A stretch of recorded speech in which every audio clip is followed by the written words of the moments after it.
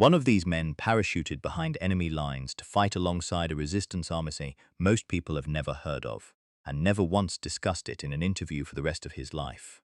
Another one commanded a boat that never came home, except he wasn't on it that day. These weren't stuntmen. These weren't consultants hired to make a war film look real. These were the actors themselves, living it first and acting it second. Before there was Hollywood glamour, there was a generation of British actors who put down their scripts and picked up a rifle, a radio set, or a parachute harness. Today we're counting down 15 of them. Not the household names you already know the war stories of, but the ones whose service somehow got left out of the highlight reel. Some of these men saw the worst of it. A couple of them, honestly, didn't, and we're not going to pretend otherwise. That's part of the story too. Let's start the countdown. Before we start, how many of these 15 do you think you already know the war record of? Comment your guess. If you like stories that don't get told anywhere else, subscribe now. We're not repeating names you've already heard on every other channel. Horne Jack Hawkins. Jack Hawkins spent decades on screen as the definitive British military man, the naval officer in the Cruel Sea, the general in Lawrence of Arabia. So here's the other part people assume. They assume he fought. He didn't, not in the way you're picturing. Hawkins was commissioned into the Royal Welch Fusiliers in 1941, then transferred to run entertainment for British troops across India and Southeast Asia, eventually leaving the army as an honorary colonel, having spent the war keeping soldiers' morale up rather than firing a weapon at anyone. Here's the part we're not going to skip past. Putting him at 15 instead of leaving him off the list entirely is a deliberate choice. Not every wartime contribution looked like a battlefield, and pretending otherwise does a disservice to both the men who fought and the ones who kept them sane enough to keep fighting. Is that the same thing as combat? No. Should it be treated the same on a list literally titled, Who Fought? That's a fair question, and we're leaving it open rather than dodging it. But Bernard Lee's story. For 11 James Bond films, Bernard Lee played M, the unshowy, no-nonsense head of the entire British Secret Intelligence Service. The man who sent 07 into danger and never broke a sweat doing it. Off-screen, Lee spent 1940 to 1946 actually in uniform, serving with the Royal Sussex Regiment for the full run of the war before returning to acting afterward. Here's what's easy to miss. Lee never played up his service the way some of his contemporaries did. No memoirs about it, no interview anecdotes.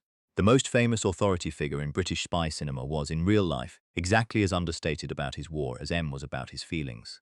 That's not a coincidence you can fake. That's 6 years of it becoming who he was. Michael Horne. Michael Horne had one of the most recognizable voices in British acting. Rich, commanding, impossible to ignore.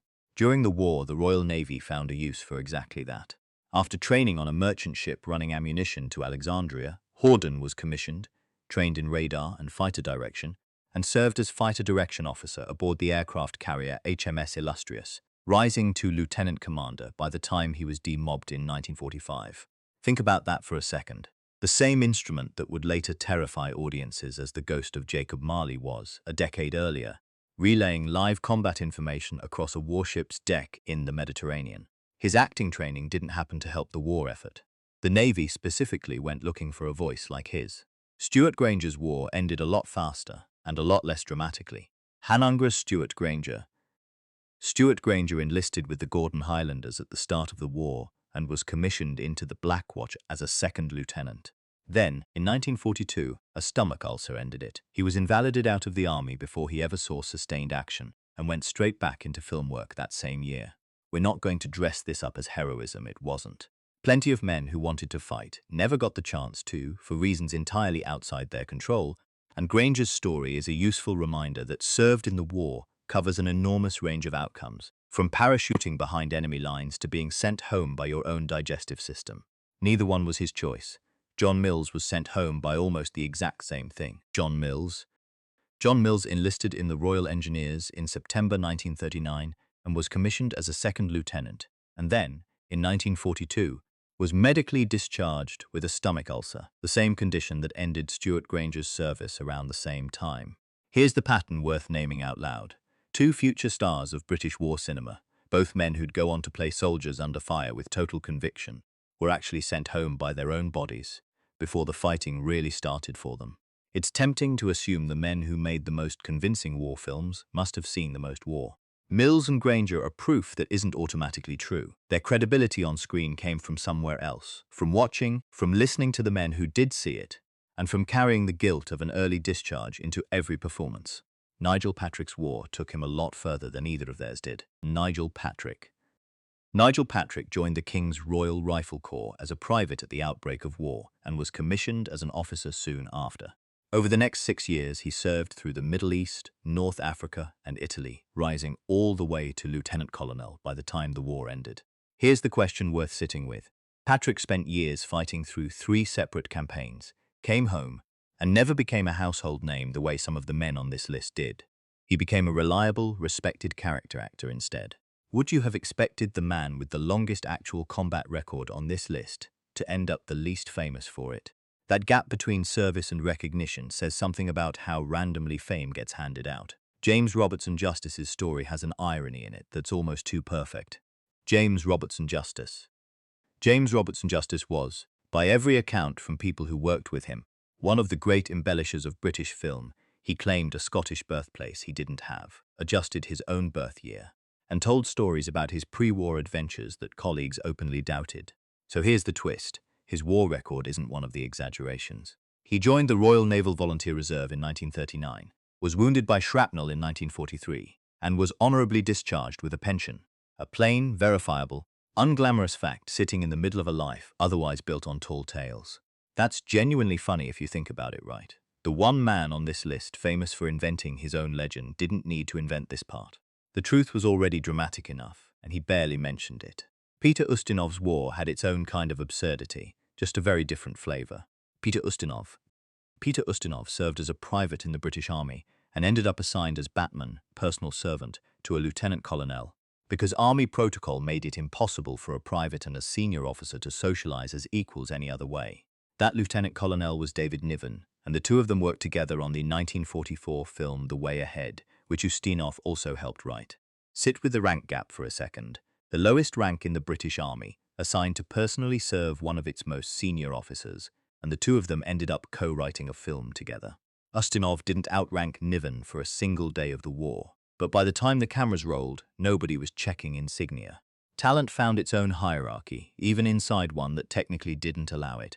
Ralph Richardson's war put him in the cockpit, which, by most accounts, was a mistake. Ralph Richardson volunteered for the Royal Naval Volunteer Reserve as a pilot in the Fleet Air Arm, despite, by his own admission, being a genuinely timid flyer.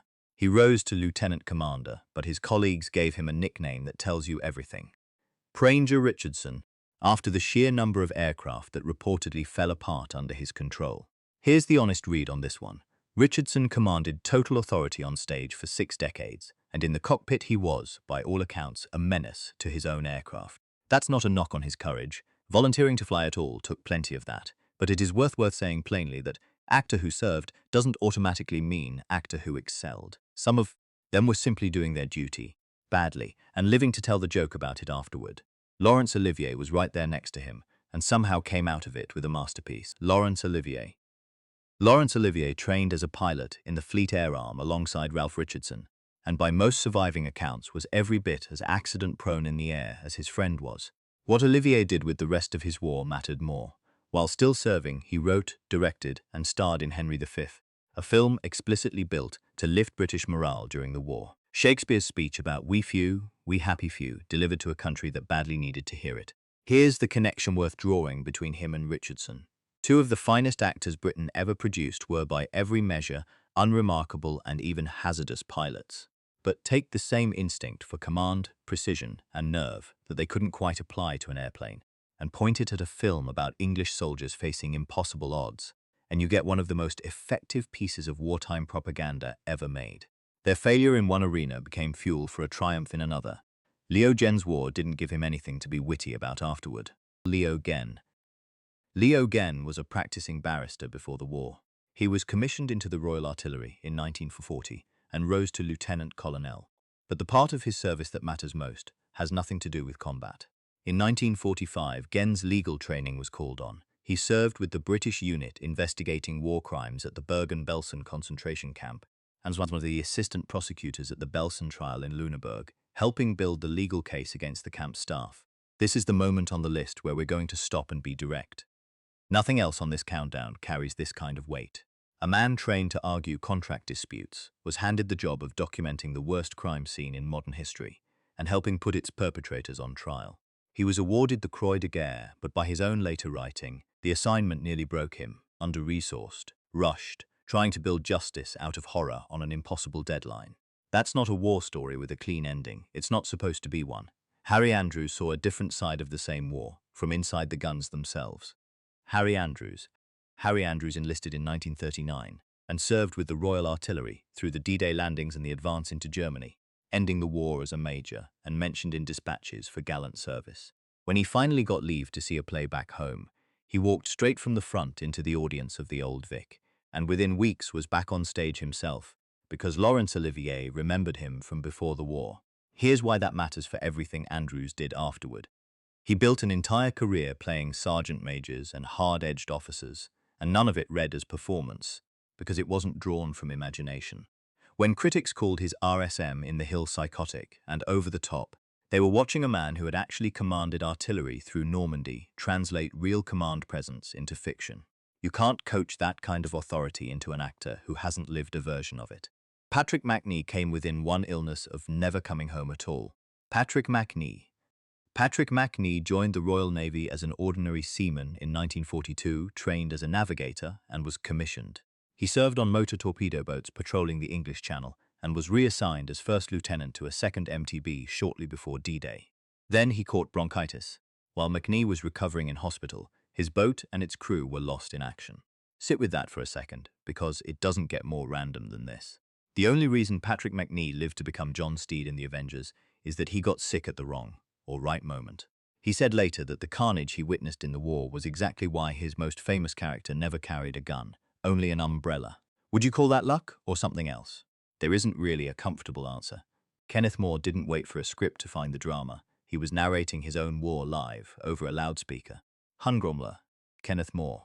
Kenneth More received a commission as a sub-lieutenant and served aboard the cruiser HMS Aurora and later the carrier HMS Victorious, seeing action in the Mediterranean, including the invasion of Sicily and the Salerno landings.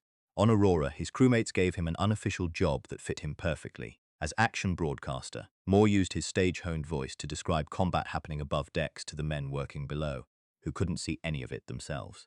Here's the connection that's easy to miss: an actor's most useless-sounding peacetime skill. Narrating events clearly and calmly for an audience that can't see them turned out to be a genuinely valuable piece of wartime function, keeping frightened men below decks informed instead of terrified in the dark.